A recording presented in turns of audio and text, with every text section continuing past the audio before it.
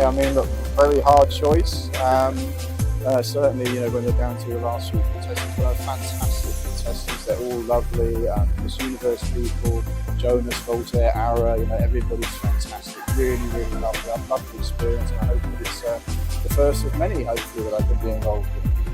Your thoughts on Bea's winning the crown? Fantastic. I mean, she's a fantastic contestant. She's bilang judge ng Miss Universe. Akala mo minsan. Pero ibang klase experience kasi Anong feeling na nanalo si Bea? masaya ako para sa kanya kasi talagang deserving of this. A miracle? Or something else? It might seem like an unlikely path or even a miracle that someone who is very academically driven and grew up dreaming of being a diplomat would choose to join a beauty pageant.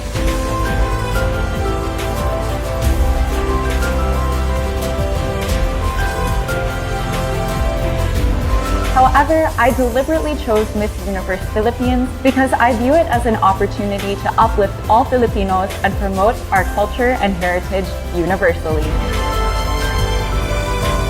A miracle? It's Pantene. Call me Mangga.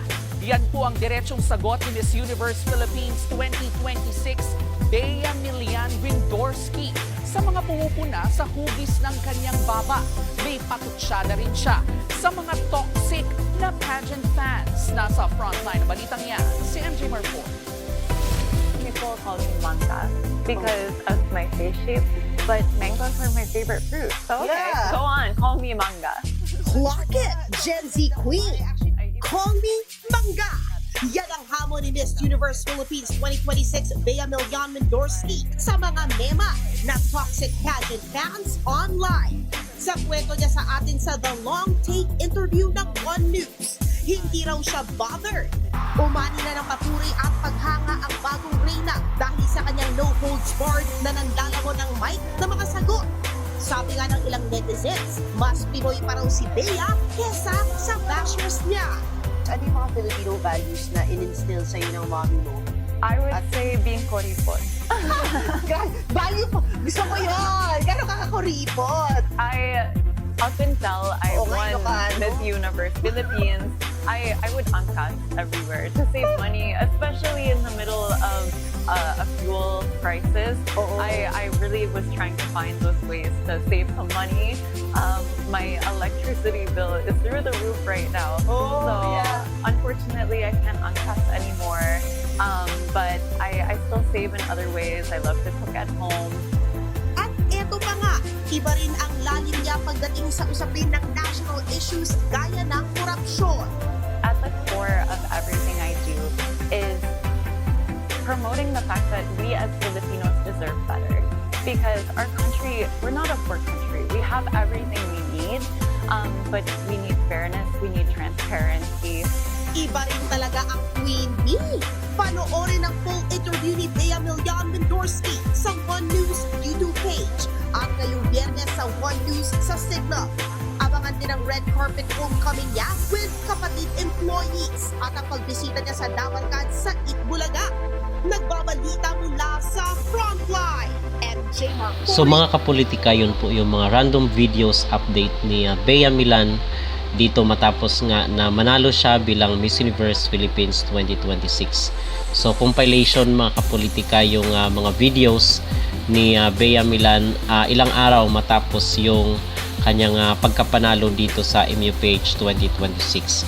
So kita nyo naman na kung saan ay pinagkaguluhan siya doon sa isang event dahil dumalo. Hindi ko lang alam, hindi ako sure kung saang event yon mga kapolitika doon sa first part ng video, pero masasabi natin na meron na talagang winning glow itong si Bea Milian bago ang kanyang maging laban doon sa Puerto Rico sa mga susunod na buwan.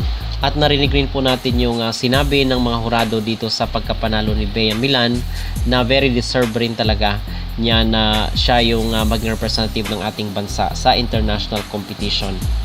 At nakita nyo si Nawat at itong si Vena Pravinar dahil meron po tayong balita mga kapolitika dito sa pagla-live ni Nawat sa kanyang social media account na wala na di umano sa ALV yung franchise. Wala na sa kay ALB or kay Arnold Vigafria yung Miss Grand Philippines. So ang suspicion ng mga tao is baka na-acquire na daw ni Jojo Bragais yung Miss Grand International, at marami pa naman yung marami yung mga believe doon sa paghawak ni Arnold Vigafria ng MGI Philippines, dahil nga nakadalawang koron na tayo kay CJ Opiasa at dito kay Emma Tiglao. But we are still hoping mga kapolitika sa kakayanan at yung magagawa rin ni Jojo Bragais sa Miss Grand International. Ang pressure kasi dito is, di ba, kaka-corona lang natin 2 beses. So hindi naman pwede na magsunod-sunod na tayo na lang palagi yung maging winner dito sa Miss Grand International. Baka naman sabihin nila na papageant na ito ng Pilipino. So as much as possible andun yung pressure, pero para sa akin kung makapasok tayo ng top 5 ay mainam na po yun na resulta ng kompetisyon kung magpapadala tayo dito sa Miss Grand International 2026. Kung makapasok tayo ng top 5 is okay na po yun na placement sa akin mga kapolitika, dahil hindi naman buong panahon ay puro na lang Pilipinas yung mananalo. Okay, kahit pa siguro sabihin natin na deserve, pero bigyan rin natin kumbaga ng chance yung ibang mga bansa. Okay, so magiging ang usap-usapan dito sa social media ay baka si Jojo Bragais na daw yung mag-handle ng Miss Grand Philippines. At wala naman tayong question doon, dahil si Jojo Bragais ay matagal na sa larangan ng mundo ng beauty pageant.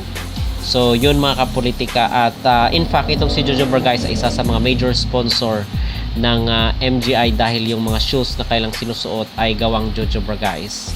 So yun mga kapolitika, kasi na nadismaya daw itong si Bragais sa resulta ng Miss Universe, kung kaya pinull out niya yung kanyang shoe brand doon sa nasabing competition, dahil yung luto-luto nga dito sa Miss Universe, kung kaya pinull out niya yung kanyang Jojo Bragais shoes sa Miss Universe competition. So hindi tayo against kung kay Jojo nga ibibigay yung franchise ng Miss Grand International Philippines. At so far mga kapolitika, yun po ang ating pinaka-latest na update. At pag-uusapan rin po pala natin yung meron pa kasing 6 doon, di ba, na contestant. Di ba top 7 sila, so may 6 pa na nag-aagawan doon sa mga minor crowns. At ang sabi nila mga kapolitika ay baka ito daw si Nicole Borromeo yung Miss Cosmo natin. So okay naman, pero meron pwede rin actually siya sa Miss Charm, Miss Cosmo or Miss Charm yung pwede dito kay Nicole Borromeo. Sa Miss Grand naman, kung hindi na magpa-pageant ang MGI Philippines sa Miss Grand, gusto ko ibigay dito kay Taguig yung Miss Grand International, dahil pwedeng-pwede siya at maliksi rin kumilos itong si Taguig.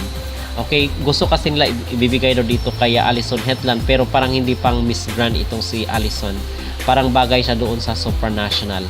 Okay, dahil maganda itong pambato ng Pampanga na si Alison. Gusto ko siya, yung beauty niya mga kapolitika is parang prototype siya sa sa supranational. Okay, so yun yung aking At sa Eco International naman is gusto kong ilagay itong si pambato ng Cebu City na si April Smith, dahil makuda at katulad doon kay yung last year, di ba, na naipanalo natin kay Alexi Brooks. So gusto ko masundan yung woman of color doon sa Miss Eco International sa katauhan ni April Smith. So hindi ko lang alam kung ano pa yung ibang mga minor crown na i-announce ng MUPH sa mga sunod na araw, kasi marami na nga po ang naghihintay, at ang sabi nila baka sa May 11 daw yung announcement. So yun po yung ating abangan. So ang talagang pinaka-promising dito is itong Miss Cosmo at yung Miss Grand International, kasi maganda yung kailang accommodation. Kitang-kita nyo naman dito kay Chelsea Fernandez na meron siyang laging ganap dito sa Miss Cosmo. So marami yung mga nag-aspire dito sa papageant ni Bawang.